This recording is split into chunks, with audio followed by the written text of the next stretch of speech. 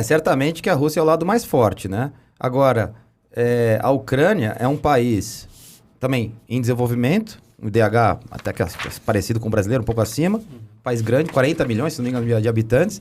Então, assim, veja, os Estados Unidos teve dificuldade com o Afeganistão, entendeu? Então, assim, você invadir um país de 40 milhões de habitantes, razoavelmente desenvolvido, não é uma coisa simples, né? Então, a Rússia está, obviamente, na vantagem, mas principalmente inicialmente, o que aconteceu, né? Porque isso também tem que voltar...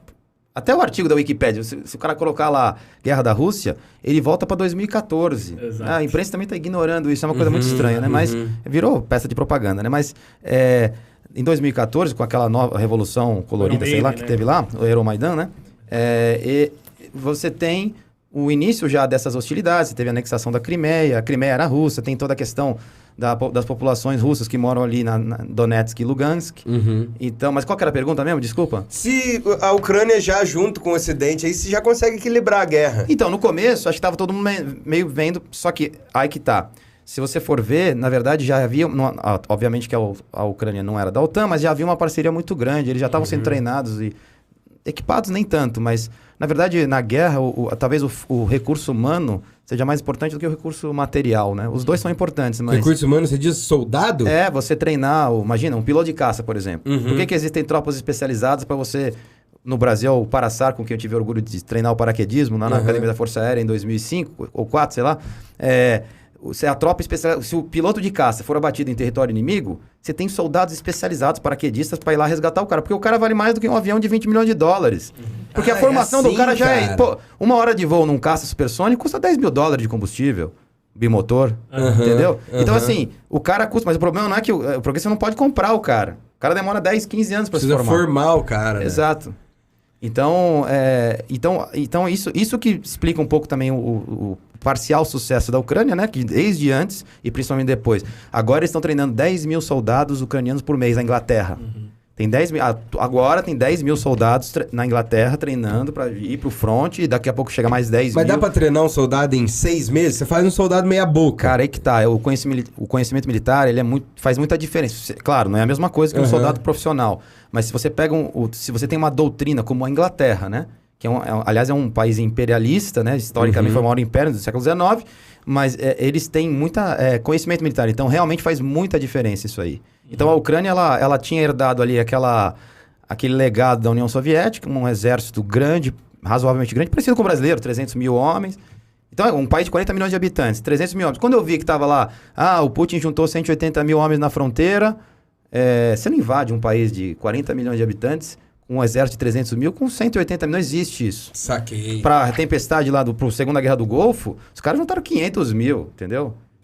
Assim, então eu já sabia que não ia ser uma invasão de larga escala. Sim, que agora cheguei, invadi, tomei a nossa. Faz parte da narrativa dizer que é uma invasão de larga escala, porque aí é uma coisa difícil até de se interpretar, né? Eles foram realmente, teve aquelas operações para tomada do aeródromo, ali, aeroporto, na verdade, da Antonov, ali perto da capital. Por quê? Eu acho que com o início da invasão havia uma expectativa, e o Ocidente e a Rússia estavam esperando para ver o que acontecia, porque como foram o mesmo país, efetivamente, durante a União Soviética, né? Havia uma expectativa que talvez eles se entregassem, ou tivesse uma cisão interna, alguma coisa assim que eles pudessem explorar, e se eles tivessem uma cabeça de ponte ali, um aeroporto, porto na capital, eles poderiam fazer qualquer tipo de tomada ali, de destituição do governo e tal. Isso não ocorreu. Né? Mas também a imprensa noticia que a Ucrânia retomou o aeroporto. Isso não é verdade, né? Houve um conflito, a pista foi danificada, o que dificultaria o desembarque de mais tropas russas, mas isso poderia ser consertado. E depois aquela coluna blindada, lembra no começo da guerra? Aquela coluna blindada tomou esse aeroporto. Então ele estava pronto. Só ele foi abandonado quando viu-se que não era mais o caso, que realmente a Ucrânia se juntou, foi que aí a CIA e os Estados Unidos falaram, bom, deu certo a nossa operação, agora vamos entrar com tudo apoiando os caras, entendeu? Que é a situação que a gente está hoje. Aí já muda completamente de figura. Porque você tem efetivamente, sem os Estados Unidos, sem o Ocidente, não teria mais guerra. Obviamente que a Rússia já teria ganhado. Né? Porque aquela vitória rápida que se esperava no começo não aconteceu, né? Então, é isso que tem que ser interpretado. Eu acho que não é bem uma vitória rápida, mas é porque, veja, às vezes a gente tem que se ater às palavras. O Putin chama de operação militar especial, não é à toa. Assim, óbvio que é um eufemismo, que ele não quer declarar guerra, embora houvesse vantagens dele declarar guerra. Ele poderia mobilizar mais gente e tudo mais, mas ele não acha necessário. Mas às vezes a formalidade ela tem implicações práticas reais. Então, a Operação Militar Especial, eu acho que não era uma guerra em qual haveria uma vitória, porque tem toda essa herança. A metade todo mundo fala russo na Ucrânia, mesmo os que estão mais a oeste.